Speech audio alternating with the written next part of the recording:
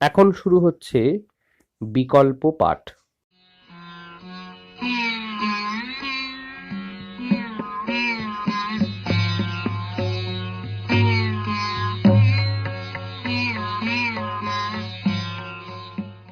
বিকল্প পাঠের গত পর্যায়ে আমরা শুনেছি প্রিয়রঞ্জন সেন অনুদিত, আচার্য হাজারী প্রসাদ দ্বিবেদী রচিত বাণভট্টের আত্মকথা এই উপন্যাসটির প্রথম 12টি উচ্ছ্বাস। বিকল্প পাঠের বর্তমান পর্যায়ে পরিবেশিত হবে উপন্যাসটির শেষ অংশ। পাঠ করছেন শ্রীমতী মীনাক্ষী চৌধুরী, ভারপ্রাপ্ত প্রধান শিক্ষিকা, চাঁদপালা শিক্ষানিকেতন। শ্রুতিগ্রন্থ নির্মাণে সহায়তা করেছেন শ্রীমতী শুক্লা রায় ও যিশু দেবনাথ। শুরু হচ্ছে বাণভট্টের আত্মকথা। আজ শুনবেন ষোড়শ উচ্ছ্বাস।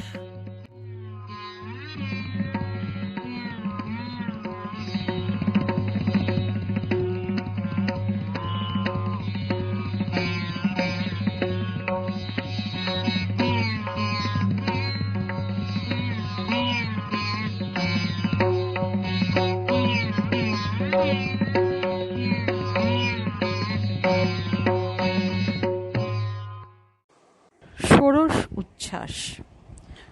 প্রাতঃকালে যখন নিদ্রাভঙ্গে উঠিলাম, তখন বেলা হইয়া গিয়াছে। প্রথম দর্শন নিপুণিকার সঙ্গে হইল। সে সদ্য সদ্য স্নান করিয়া আসিয়াছিল। তাহার চুল তখনও ভিজা ছিল। তাহার আপাণ্ড দুর্বল মুখ এতই সুন্দর দেখাইতেছিল যে মনে হইতেছিল বুঝি প্রভাতকালীন চন্দ্রমণ্ডলের পশ্চাতে সজল জলধর লাগিয়া আছে। শুভ্র শাড়িতে বেষ্টিত তাহার তন্বী অঙ্গলতা প্রফুল্ল কামিনী গুল্মের মতো অভিরাম দেখাইতেছিল। তাহার মুখ বিবর্ণ হইলেও তাহার খঞ্জন চটুল চক্ষু বড়ই মনোহর লাগিতেছিল। আজ তাহার অধরে স্বাভাবিক হাসি খেলিতেছিল। আমাকে উঠিতে দেখিয়া সে অতি আদরের সহিত আমাকে প্রণাম করিল। আমাকে কোনো কথা বলিবার অবসর না দিয়া সে নিজেই বলিয়া উঠিল, তুমি আমায় ক্ষমা করিয়াছ না ভট্ট? তুমি মহান, আমি তুচ্ছ। তুমি অবশ্যই আমাকে ক্ষমা করিয়া থাকিবে। কিন্তু আমি তোমাকে এখনো ক্ষমা করি নাই। তুমি মৌখরীদের রানীর নিমন্ত্রণ আনিয়া নিজেকে হীন করিয়াছ, ভট্টিনীকেও হীন করিয়াছ। আমি কাহারও অপমান সহ্য করিতে পারি না, কিন্তু আমার অত্যন্ত গ্লানি এই জন্য হইতেছে যে তুমি আসিতে না আসিতেই আমি কঠোর বাক্য বলিয়াছি। আমার তখন জ্ঞান ছিল না, আমার হৃদয় দুর্বল হইয়া গিয়াছে। আমি কোনো কিছুই সহ্য করিতে পারি না, কিন্তু আমি কাল যাহা কিছু বলিয়াছি তাহা সবই সত্য। নিপুণিকার চক্ষু হইতে আজ অগ্নিস্ফুলিঙ্গের স্থানে স্মিতধারা ঝরিতেছিল। তাহার চেহারায় তেজের স্থানে চপলতার আসন ছিল। তাহাকে প্রসন্ন ও গ্লানিশূন্য দেখাইতেছিল। আমি সস্নেহে বলিলাম, আমার ভুল হইয়াছিল নেউনিয়া, আমি পথ পাইতেছিলাম না। তুমি আমাকে কর্তব্য বলিয়া দাও। এখন আমার ত্রুটিগুলির হিসাব দিয়া কী লাভ? নিপুণিকার মুখের উপর স্বাভাবিক মাধুর্য আবার খেলিতে লাগিল। সে মৃদু হাসির সহিত বলিল, তুমি ভুল করিবে আর পথ বলিয়া দিব আমি? আমি কথার সূত্র ধরিয়া বলিলাম, এ তো নূতন নয় নেউনিয়া। নিপুণিকার চোখে এক উল্লাসের ভাব দেখা গেল। সে হাসিতে হাসিতে বলিল, জটিল বটুর কথা মনে আছে তো? আর আঁচলে মুখ ঢাকিয়া অনেকক্ষণ রুদ্ধ হাসিতে লুটাপুটি খাইতে লাগিল। তাহার আঁচলের উপর সেই মনোহর সরু সরু আঙুলগুলি খানিকক্ষণ কাঁপিতে লাগিল। যাহাদের উপযোগিতা দেখিয়াই আমি নিপুণিকাকে মণ্ডলীতে লইয়াছিলাম। মুহূর্তের মধ্যে বিদিশার জটিল বটুর কথা মনে পড়িয়া গেল। সে নিত্যই আমার সঙ্গে হাঙ্গামা করিত যে আমি যেন তাহাকে আমার নাটক মণ্ডলীতে গ্রহণ করি। তাহার ললাট বৃহৎ ও প্রশস্ত, চক্ষু বিদীর্ণ দারিম্ব ফলের মতো ও রক্তাভ। কণ্ঠস্বর কর্কশ ও তীব্র ছিল। এমন কোনো চরিত্র পাইতেছিলাম না তাহাকে দিয়া যাহার অভিনয় করাই। সে কিন্তু কিছুতেই দমিল না, অবিচল হইয়া তাহার প্রার্থনায় দৃঢ় রহিল। মণ্ডলীর সকলেই তাহার প্রতি বিরক্ত হইয়া গিয়াছিল। শুধু আমার সংকোচের জন্যই তাহারা উহাকে সহিয়া যাইতেছিল। একমাত্র নিপুণিকাই তাহাকে রাগাইত না, শুধু আমার দিকে তাকাইয়াই সে তাহার লোভ সংবরণ করিত। এই ঔদাসীন্যকে জটিল অনুরাগ বলিয়া মনে করিত। তাহার দাড়ি একগোছা সম্মার্জনী শলাকার মতো মনে হইত। মুখের উপরে শ্বশ্রু এমনভাবে ছড়াইয়া পড়িয়াছিল যেন পাথরের উপর হইতে স্বরগুল্ম বাহির হইয়া আসিয়াছে। সে সর্বদাই রঙ্গমঞ্চে অবতীর্ণ হওয়ার জন্য কাতর প্রার্থনা জানাইত। একদিন আমার মণ্ডলীতে অভিজ্ঞান শকুন্তলের অভিনয় করা হইতেছিল। সেদিন সকল সম্ভ্রান্ত নগরবাসী আসিবেন, স্বয়ং যুবরাজ ভট্টারকও অনুগ্রহ করিয়া উপস্থিত হইবেন, এমন কথা ছিল। ওই দিন মারীচের ভূমিকায় দেবরাজের অবতীর্ণ হওয়ার কথা ছিল। সে সহসা অসুস্থ হইয়া পড়ে। ভাবিলাম জটিল বটুকে এই ভূমিকায় নামাইয়া দিই। বিশেষ কিছু করিবার নাই, সমস্ত দিন তাহাকে চক্ষু বুজিয়া চুপচাপ বসিবার অভ্যাস করাইলাম। সন্ধ্যার পর অভিনয় আরম্ভ হইল। যুবরাজ ভট্টারক আসিয়াছিলেন। অভিনয় খুব সুন্দর হইতেছিল। নিপুণিকা সানুমতির ভূমিকায় নামিয়াছিল। তাহার মনোহর অঙ্গলতা সেদিন মালতী কুসুমের অভিরাম মালায় বড়ই কমনীয় মনে হইতেছিল। তাহার কবরীতে লম্বিত অশোক পল্লব ও কর্ণ হইতে দোদুল্যমান আগণ্ড বিলম্বিত কেশর শিরীষ পুষ্প তাহার শোভাকে শতগুণ বর্ধিত করিয়াছিল। সে ওই বেশে মত্তবারুণীর ঠিক পশ্চাৎভাগে দাঁড়াইয়া অভিনয় দেখিতেছিল। শেষ অঙ্কের অভিনয় আরম্ভ হইয়া গেল। আমিও ঘটনাক্রমে নিপুণিকার পাশেই দাঁড়াইয়া অভিনয় দেখিতে লাগিলাম। জটিল বটু মারীচের ভূমিকায় মঞ্চের উপর উঠিল। সে অদ্ভুত ক্রিয়া সব আরম্ভ করিল। থাকিয়া থাকিয়া সে দর্শকদের দিকে তাকাইতেছিল, যেন লোকে তাহার অভিনয় পছন্দ করিতেছে কিনা তাহা সে জানিতে চায়। আবার পিছনে ফিরিয়া নেপথ্যের দিকেও তাকাইতেছিল। এক মুহূর্ত স্থির হইয়া বসিয়া থাকিতে পারিতেছিল না। আমার সমস্ত শেখানো পড়ানো একেবারে নষ্ট হইয়া যাইতেছিল।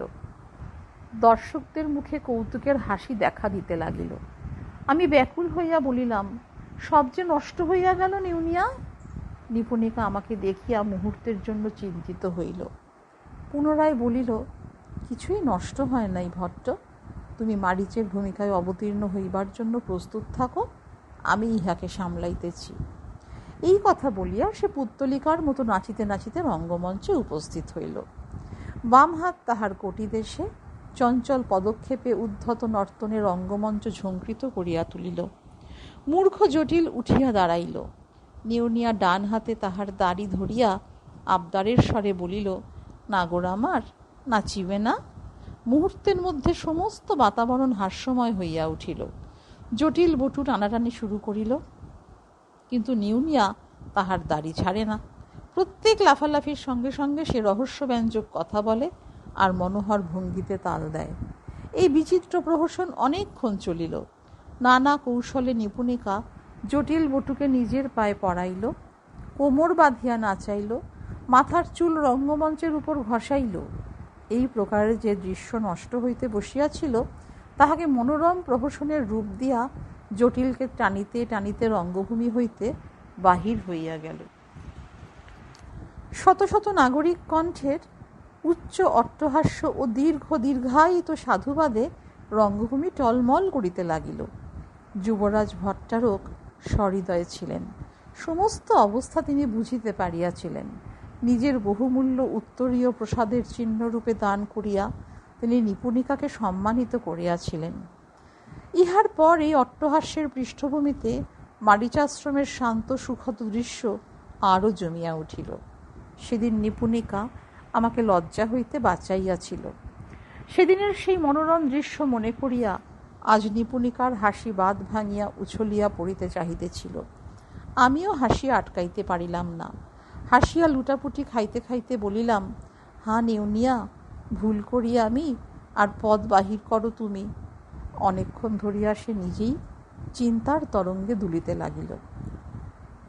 পরে সে গম্ভীর হইয়া বলিল, ঠাট্টা করিতেছি না ভট্ট, আমি সত্যই রাস্তা বাহির করিতে আসিয়াছি। শোনো, আমার কথা রাখো। নিপুণিকা যদিও গম্ভীর হইয়া গিয়াছিল, তথাপি এখনও তাহার গণ্ডস্থল প্রস্ফুটিত পদ্মের শোভা ধারণ করিয়াছিল, এখনও তাহার চঞ্চল নয়নের সরসতা ঝরিয়া পড়িতেছিল, এখনও তাহার অঞ্চল মুখখানি ঢাকিয়াছিল, এখনও তাহার উত্তরোষ্ঠ থাকিয়া থাকিয়া কাঁপিতেছিল। তাহার মধুর মূর্তি বড়ই মোহন বলিয়া মনে হইতেছিল, যেন উহা শরৎচন্দ্রিকার জমাট রূপ, দুগ্ধ সাগরের ঘনীভূত আভা, সুধা ভাণ্ডের সংযমিত পরিচ্ছন্নতা। সে দৃষ্টি নত করিয়া আর এমনভাবে ধীরে ধীরে বলিতে লাগিল যে মনে হইল বুঝি প্রত্যেকটি শব্দ ওজন করিয়া করিয়া দেখিয়া লইতেছে। আমার প্রতি সে বেশিক্ষণ তাকাইল না, বলিল, ভট্টিনী স্থানীশ্বর যাইবেন, কিন্তু সেখানে তিনি কাহারও অতিথি হইবেন না। তাহার নিজের স্বাধীন রাজ্য তাহার সঙ্গে সঙ্গেই থাকিবে। লরিক দেবকে তুমি এই কথায় রাজি করাও যে তাহার 1,000 মল্লসৈন্য ভট্টিনীর সেবায় নিযুক্ত হইবে। স্বাধীন দেশের রানী তাহার নিজের রাজ্যে যেমন থাকেন, স্থানীশ্বরে ভট্টিনী সেইভাবে থাকিবেন। এই অভাগিনীও সঙ্গে সঙ্গে থাকিবে। স্থানীশ্বরের মহারাজাধিরাজের এই অধিকার থাকিবে না যে ভট্টিনীর সেবিকার ছায়াও স্পর্শ করিতে পারেন। নিউনিয়াকে স্থানীশ্বরের আইন অনুযায়ী যদি উৎপীড়ন করা যায়, তবে সেখানে রক্তের নদী বহিয়া যাইবে। প্রথম বলিদান দিতে হইবে কান্যকুব্জেশ্বরের সভাপণ্ডিত বান ভট্টকে। তুমি কি প্রস্তুত ভট্ট? সামান্য এক দাসীর জন্য নিজের প্রাণ লইয়া বাজি খেলার সাহস তোমার আছে কি? এইবার সে আমার দিকে চক্ষু মেলিয়া চাহিল, কণ্ঠস্বর আরও কিছু উচ্চ করিয়া বলিল, ভট্ট, কোন অপরাধের উপর লম্পটের আশ্রয় কান্যকুব্জের রাজা আমাকে ফাঁসি দিতে চান? আমার সেই অপরাধের উপর নির্ভর করিয়াই তো উনি দেবপুত্র তুবর মিলিন্দের সঙ্গে মৈত্রী করিতে চান। আমার মতো অসহায় নারীকে দণ্ড দিতে উদ্ধত উহার কঠোর ভুজদণ্ড কি ম্লেচ্ছবাহিনী হইতে নিজের প্রজাদের বাঁচাইতে পারে না? সত্যই কি তুমি বিশ্বাস করো আর্য যে এই নির্বীর্য শাসনতন্ত্রের সঙ্গে দেবপুত্রের সৈন্যদলের মিলন হইলেই আর্যাবর্ত রক্তস্নান হইতে রক্ষা পাইবে? আর্যাবর্তের সমাজের মূলে ঘুণ ধরিয়াছে, উহাকে সর্বনাশ হইতে কেহ বাঁচাইতে পারিবে না। জিজ্ঞাসা করি আর্য, ক্ষুদ্র সত্য কি মহান সত্যের বিরোধী হয়? নিপুণিকা উত্তর পাইবার আশায় আমার দিকে তাকাইল। আমি এ প্রশ্নের কোনো প্রয়োজন বুঝিতে পারিলাম না। সহজভাবে উত্তর দিলাম, সত্য অবিরোধী হয় বলিয়াই তো শুনিয়াছিলাম। নিপুণিকা আশ্বস্ত হইয়া বলিল, আর্য, তুমিই আমার দেবতা, তুমিই আমার সত্য। তোমার সঙ্গে দীর্ঘকাল থাকিবার সৌভাগ্য হইয়াছে। আমার শপথ, তুমি সত্য সত্য বলো, আমি কোন পাপের ফলে নিদারুণ দুঃখের আগুনে আজীবন জ্বলিতেছি? নারী হইয়া জন্মিয়াছি, ইহাই কি আমার সমস্ত অনর্থের মূল? তুমি এই ক্ষুদ্র সত্যের সঙ্গে রাষ্ট্রজীবনের মহান সত্যের কোনো বীরত্ব দেখো নাই? বৃহত্তর সত্যের নামে মিথ্যার তাণ্ডব কি চলিতেছে না? কেমন করিয়া আশা করো আর্য যে দেবপুত্রের প্রবল ভুজদণ্ড এই সমাজকে বিনাশের গর্ত হইতে রক্ষা করিবে? মহাকালী অবাধে এই দেবভূমির উপর নৃত্য করিবেন, আরও নৃত্য করিবেন। প্রলয়ের ঘূর্ণি বায়ুতে এই সব কিছু তুলাখণ্ডের মতো উড়িয়া যাইবে। বিচ্ছিন্ন অদৃশ্য খণ্ড পাপের প্রায়শ্চিত্ত অসম্ভব।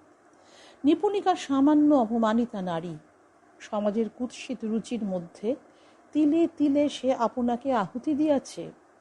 তাহার এই কথা হৃদয়াগ্নির অতল গহ্বর হইতে বাহির হইতেছে।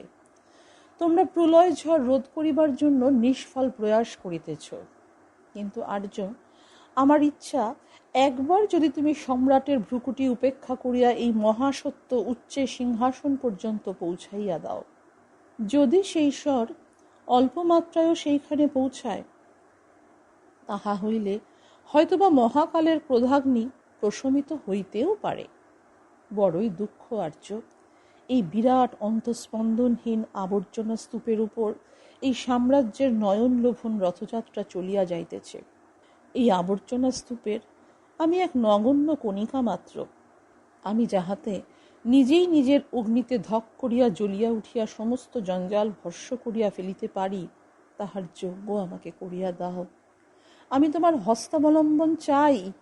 নারী জন্মলাভ করিয়া শুধু লাঞ্ছনা ভোগ করাই সার নয়।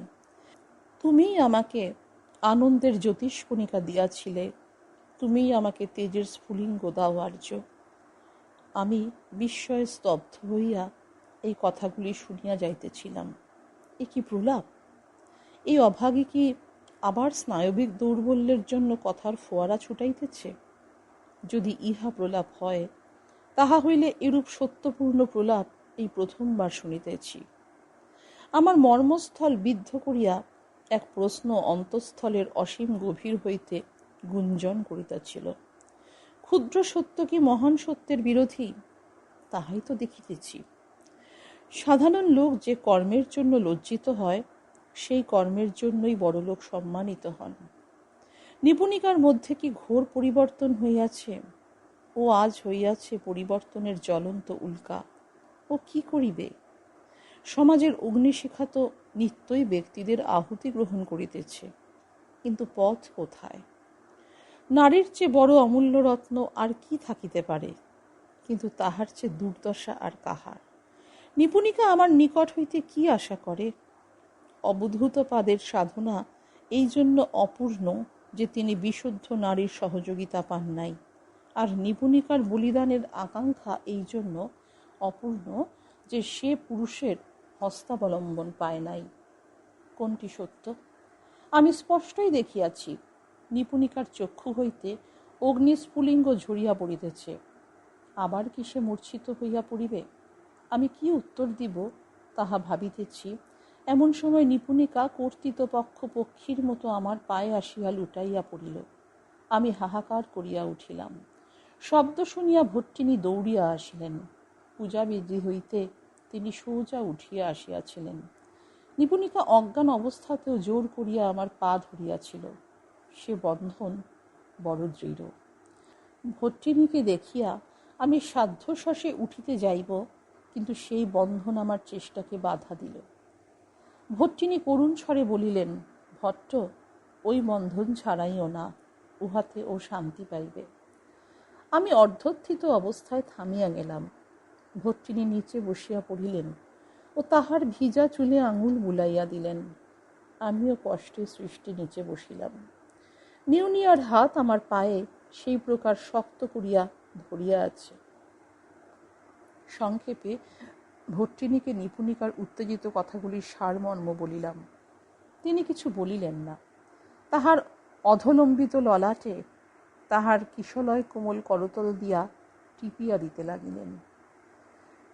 তাহার বড় বড় চোখ অশ্রুবিন্দুতে ভরিয়া গেল। ভট্টিনীর নয়ন জলে আমার হৃদয় গলিতে আরম্ভ করিল। কি করিব যাহাতে এই নয়নে কখনো অশ্রু সঞ্চার না হয়? কেমন করিয়া কি বলিব যাহাতে ভট্টিনীর কোমল হৃদয় ব্যথাতুর না হইতে পারে? ভট্টিনী তাহার আঁচল হইতে ঔষধ বাহির করিলেন এবং অতি সুকুমারভাবে তাহার চোখে ও ললাটে প্রলেপ দিতে লাগিলেন। অল্প উপচারের পর সে চোখ মেলিল। ভট্টিনীকে দেখিয়া সে ধীরে ধীরে সকাতরে বলিল, ভট্টিনী, আমাকে ছাড়িয়া যাইবেন না তো? আমি কান্নকুব্জের লম্পটদের আশ্রয়দাতা রাজাকে ভয় করি না। ভট্টিনী সস্নেহে ভর্ৎসনা করিলেন, ছি বহিন, তোমাকে ছাড়িয়া আমি কি বাঁচিতে পারি? নিপুণিকার পাণ্ডুর গণ্ডমণ্ডল দরবিগলিত অশ্রুধারায় প্লাবিত হইয়া গেল। নিপুণিকা আবার উঠিয়া বসিল। সে কিছু বলিতে চাহিতেছিল, কিন্তু ভট্টিনী বলিতে দিলেন না। অনেকক্ষণ সে মাথা নিচু করিয়া ভট্টিনীর পার্শ্বে বসিয়া থাকিল। অনেকক্ষণ তাহার আর্দ্র কেশে ভট্টিনীর অঙ্গুলি ঘুরিতে লাগিল। অনেকক্ষণ আমি নিজেরই চিন্তার জালে জড়াইয়া রহিলাম। অনেকক্ষণ সেই স্তব্ধ নীরবতা ওই ঘরে ব্যাপ্ত হইয়া রহিল। আবার নিপুণিকায় ভট্টিনীকে বলিল, ভিতর হইতে বাহির পর্যন্ত জ্বলিয়া যাইতেছে আর্যে। আমাকে আরও একটা কথা ভট্টকে বলিতে দিন। আমার অন্তঃস্থল পুড়িয়া যাইতেছে, আমি জ্বলিয়া মরিয়া যাইতে চাই। আমার ভস্ম হইবার সময় আসিয়াছে। ভট্টিনী তাহার মুখের উপর আঙুল রাখিয়া চুপ করাইতে করাইতে বলিলেন, শুধু একটা কথায় তোমাকে তোমার বক্তব্য শেষ করিতে হইবে। নিপুণিকা নিরাশ হইয়া বলিল, তবে এখন বলিব না। ভট্টিনী বলিল, সেই ঠিক। আর তাহাকে টানিয়া ভিতরে লইয়া গেলেন। আমি চিন্তাকুল হইয়া সেখানেই বসিয়া থাকিলাম। এক বৃদ্ধা দাসী আসিয়া সংবাদ দিল যে ভট্টিনী স্নান করিতে বলিয়াছেন।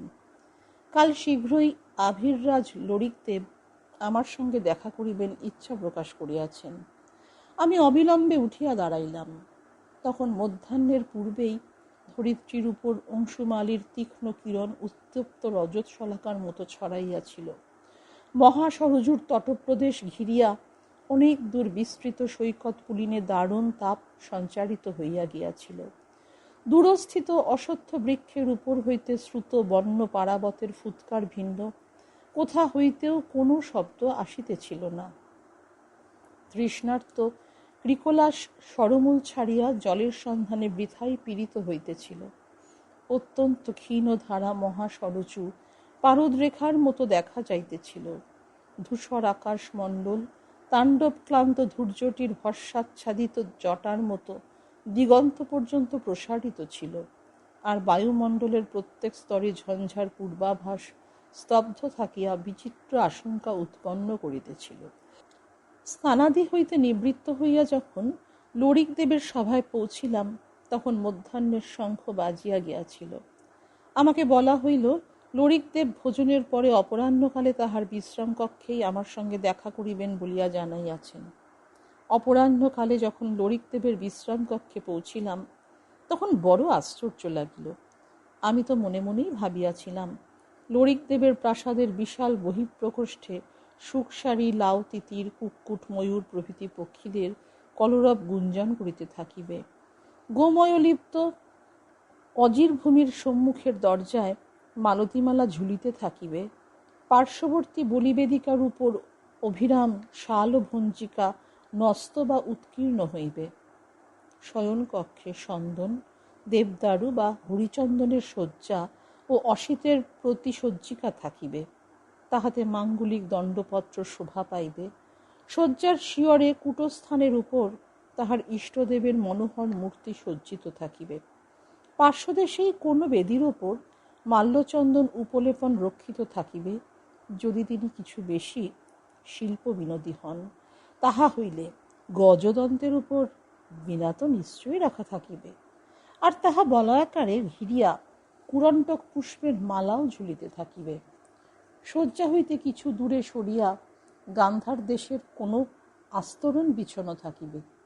সহৃদয় বীট বিদূষকের মনোরঞ্জনের জন্য তাম্বুল ও সৌগন্ধিক পুটিকা আর মাতুলুঙ্গত্তক ও সিক্ত করণ্ডকও থাকিবে।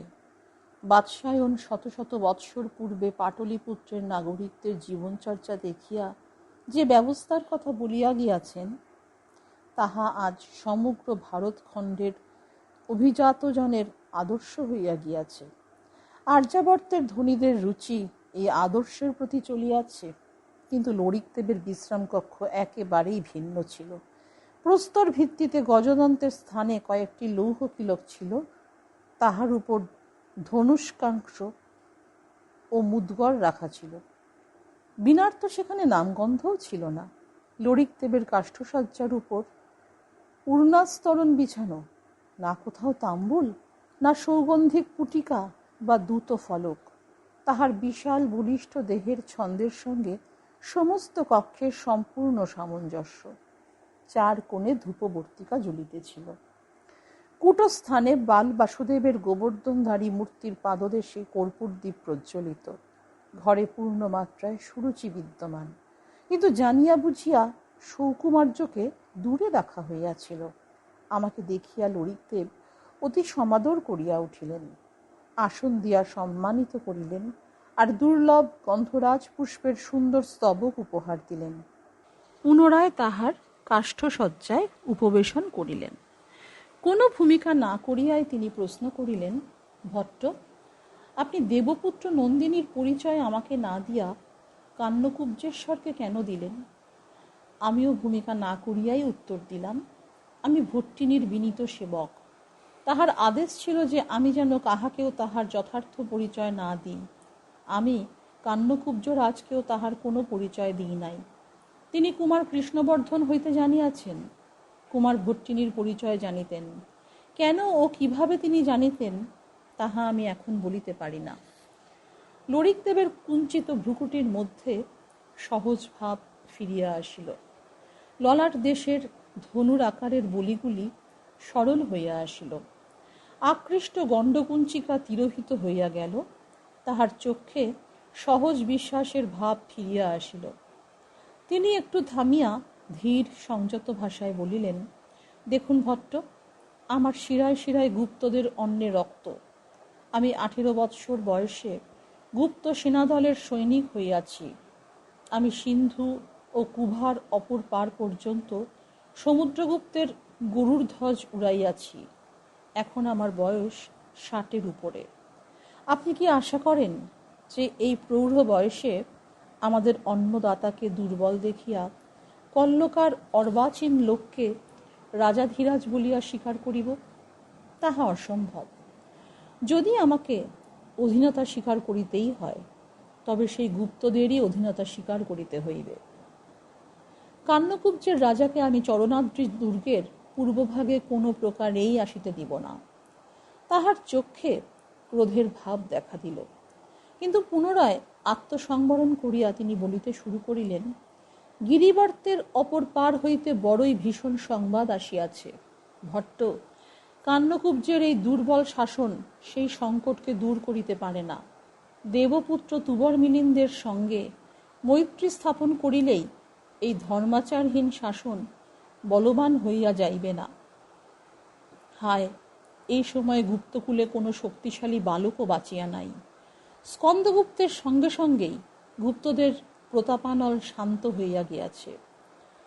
যজ্ঞের সঙ্গে যজ্ঞের মিলনেই শক্তি উৎপন্ন হইতে পারে। ভট্ট, আপনি স্বপ্নেও এ ধারণা মনে স্থান দিবেন না যে অযোগ্য রাজার সঙ্গে মৈত্রী স্থাপন হইলেই দেবপুত্র তুবর মিলিন্দ শক্তিশালী হইয়া যাইবেন। দেখুন, আমি কূটনীতি জানি না। আপনারা নানা শাস্ত্রের অভ্যাসে যেমন নিজের বুদ্ধি শানিত করিয়াছেন, সেরূপ করিবার সুযোগ আমি কখনো পাই নাই। অশ্বের পৃষ্ঠেই বিশ্রাম করিয়াছি। ধাবমান অশ্বগণের পায়ের খটখট শব্দের মধ্যেই রাত্রি যাপন করিয়াছি। নীতিপটু হইবার গর্ব আমার একেবারেই নাই। আমি সহজ কথা সহজ ধরনেই বুঝিতে পারি। সত্য ও অসত্যে মিলন হইতে পারে না। আর্যাবর্তের সমাজে অনেক স্তর হইয়া গিয়াছে। ইহা ভগবানের রচিত বিধান নয়, ইহা অসত্য। গিরিবর্তের ওপার হইতে যে ম্লেচ্ছ বাহিনী আসিতেছে, তাহারা এই মিথ্যাকে কখনো প্রশ্রয় দেয় নাই। আমি নিজের চোখে যাহা দেখিয়াছি তাহাই আপনাকে বলিতেছি। প্রবল প্রতাপশালী গুপ্ত সম্রাটেরা এই মিথ্যা সামাজিক স্তরভেদের সঙ্গে সঙ্গে উদাত্ত ভাবনার সমন্বয় করিতে চাহিয়াছিলেন। তাহা ছিল ভুল। গোবিন্দগুপ্ত এই রহস্য বুঝিতে পারিয়াছিলেন, তুবর মিলিন্দও বুঝিয়াছেন, কিন্তু গুপ্ত সম্রাটেরা ইহা বুঝিতে পারেন নাই।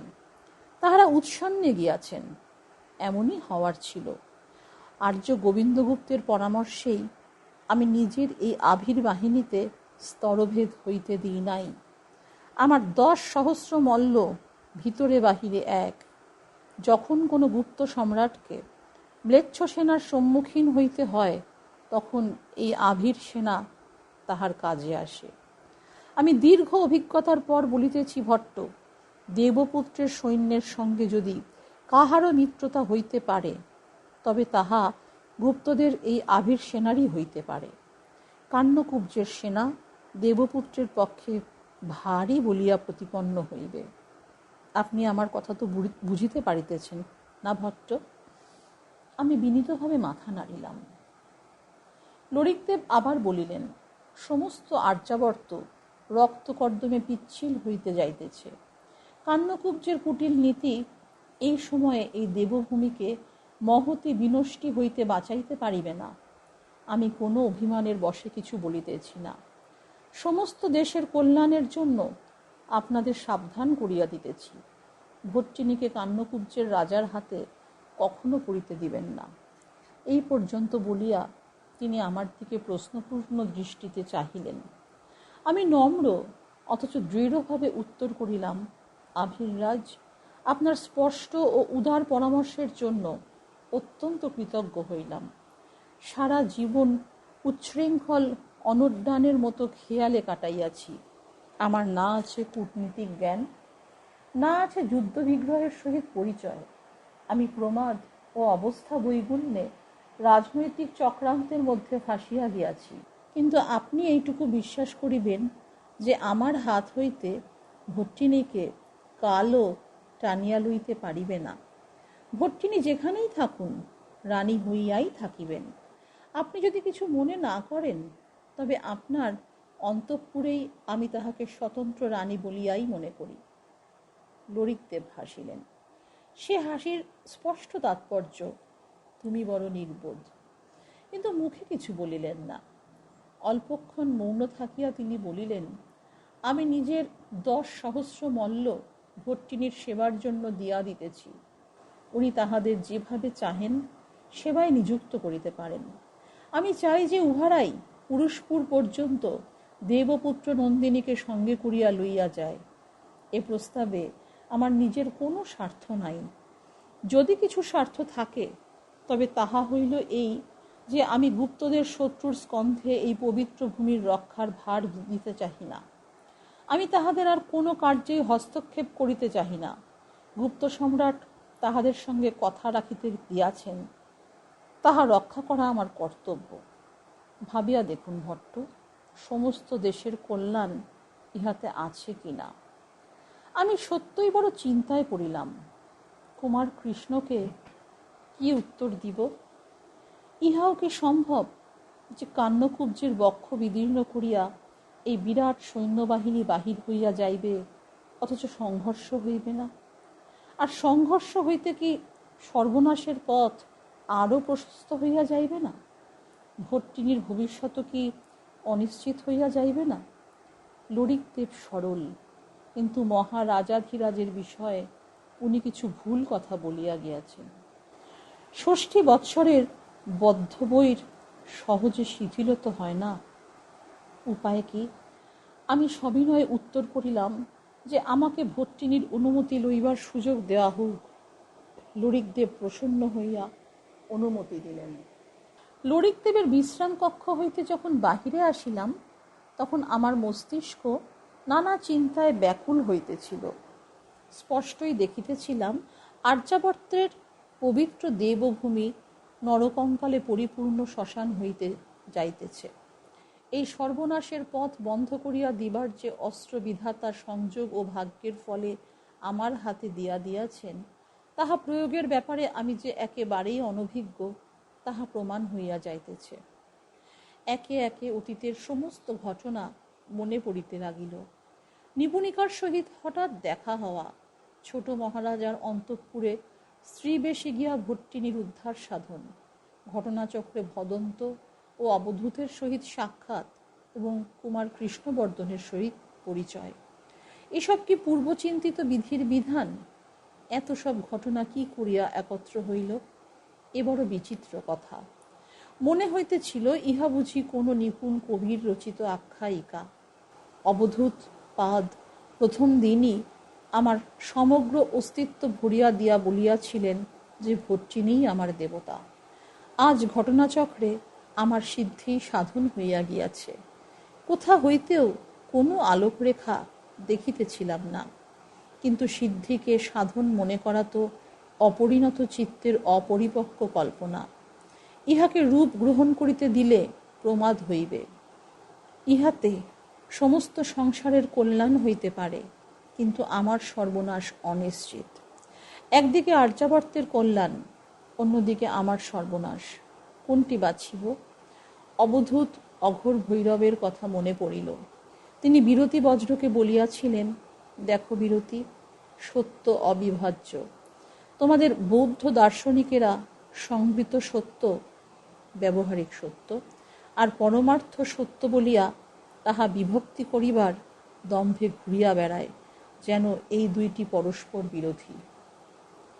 যাহা আমার সত্য, তাহা যদি বস্তুত সত্য হয়, তাহা হইলে উহা সমস্ত জগতের সত্য, ব্যবহারের সত্য, পরমার্থের সত্য, ত্রিকালের সত্য। অবধূত পাদের একথা বলিবার তাৎপর্য কি হইতে পারে? একটা কথা আমি হস্তমলকের মতো স্পষ্ট দেখিতেছিলাম। আমি নিজের সত্যকেই কার্যে পরিণত করিতে পারি। সমস্ত জগতের কল্যাণ তো চাহিলেও নিজের ভিতরে আনিতে পারি না। ভট্টিনীকে আমি রাজনীতির প্রেরণক হইতে দিব না। ভট্টিনী আমার রাজরাজেশ্বরী। তাহার সামনে মহারাজাধিরাজ শ্রী হর্ষই বা কি, আভিররাজ লরিক দেবী বা কি? আমার কর্তব্য তো একই, রাজরাজেশ্বরীর অকুণ্ঠ সেবা। প্রাণ থাকিতে কাহাকেও এই কর্তব্যের পথে বাধা দিতে দিব না। আজ আভিররাজ যাহা বলিয়াছেন, তাহার সহিত আমার কর্তব্যের কি কোথাও বিরোধ আছে? তাহাও তো দেখা যাইতেছে না। কুমার বলিয়াছিলেন, যেমন করিয়াই হোক ভট্টিনীকে এখানে লইয়া আসুন। আমি ভট্টিনীকে রাজরাজেশ্বরী করাইয়া লইয়া যাইব। 1,000 আভির মল্ল তাহার সেবায় নিযুক্ত থাকিবে।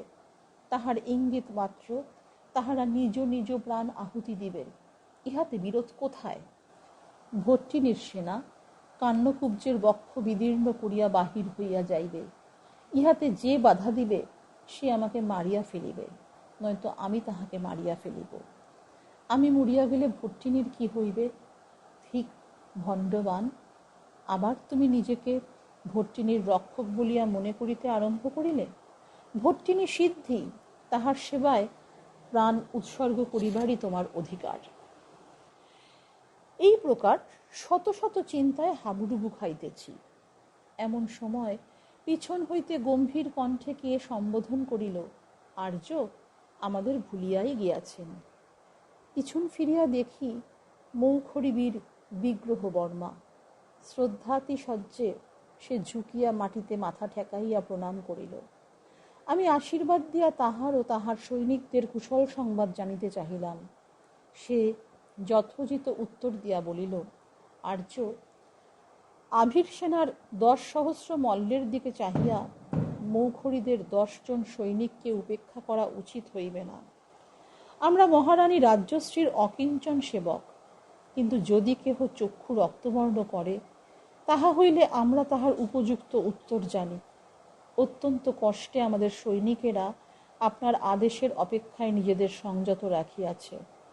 না হইলে যখন আমরা সংবাদ পাইলাম যে আভিররাজ কান্নকুব্জেশ্বরকে গালি দিতেছেন, তখন সেইখানে রক্তের নদী বহিয়া যাইত। আর্য, আমরা মন্ত্র ও ঔষধিতে রুদ্ধবীর্য কালসর্পের মতো সময় কাটাইতেছি। আদেশ পাইলে এই 10টি লোল সর্পজিহ্বা ভদ্রেশ্বরের মদগর্বিত সৈন্যদের খাইয়া ফেলিবে। এই পর্যন্ত বলিয়া বিগ্রহ বর্মা কোষ হইতে তাহার বিকরাল তরবারি বাহির করিল। আরও বিপদ! আমার মাথায় শ্রমবিন্দু দেখা দিল। বিগ্রহ বর্মাকে শান্ত করিবার উদ্দেশ্যে বলিলাম, হে নরব্যাঘ্র, এখন ছোট ছোট কথায় শক্তিক্ষয় করা উচিত নয়। মৌখরি গুরু আচার্য ভর্গুপাদের শপথযুক্ত পত্র পড়িয়াছ তো? দুরন্ত ম্লেচ্ছ বাহিনী গিরি সংকটের ওপারে একত্র হইতেছে। সেখানেই হইবে মৌখরিদের বীর্য পরীক্ষা।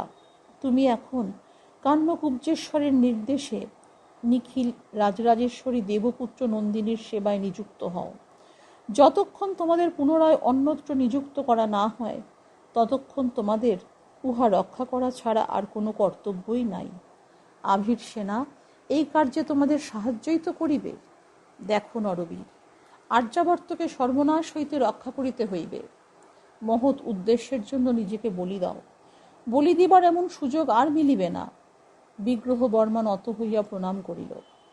তাহার তরবারি কোষবদ্ধ করিতে করিতে সে বলিতে লাগিল, সকলের চেয়ে মহান উদ্দেশ্য হইল অন্নদাতার সম্মান রক্ষা। কিন্তু আপনার আদেশই আমার পালনীয়। শুধু এইটুকু ভুলিবেন না যে ভট্টিনীর রক্ষার প্রধান ভার আমার উপর। বিগ্রহ বর্মা প্রণাম করিয়া চলিয়া গেল। তখন আকাশের পশ্চিম দিগন্ত লাল হইয়া আসিয়াছিল।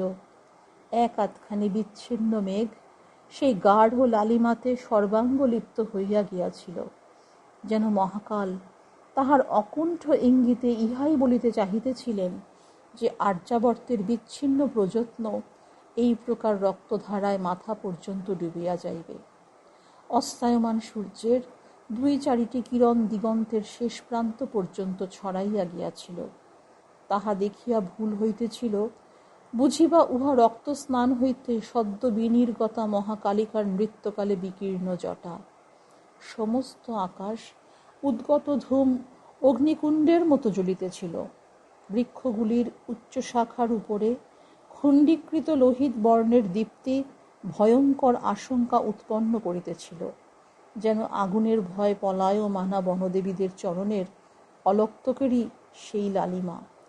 পৃথিবী হইতে আকাশ পর্যন্ত প্রসারিত এই রক্তিম শোভা না জানি কোন ভীষণ ভবিষ্যতের সূচনা করিতেছে। ত্রিপুর ভৈরবীর এই ধ্বংসলীলার সাক্ষী কি আমিই হইতে যাইতেছি?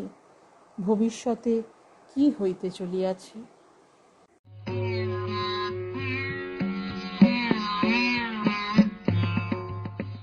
এতক্ষণ শুনছিলেন হাজারীপ্রসাদ দ্বিবেদী রচিত বাণভট্ট কি আত্মকথা এর বাংলা ভাষান্তর বাণভট্টের আত্মকথা এই উপন্যাসটি থেকে পাঠ করলেন শ্রীমতী মীনাক্ষী চৌধুরী। আর এর সাথেই শেষ হলো বিকল্প পাঠের আজকের পর্ব। বিকল্প পাঠ আপনাদের কেমন লাগছে তা আমাদের জানাতে পারেন এই ভিডিওর কমেন্ট বক্সে কমেন্ট করে, অথবা আমাদের ইমেল করুন এই মেল আইডিতে বৈকল্পিক@gmail.com।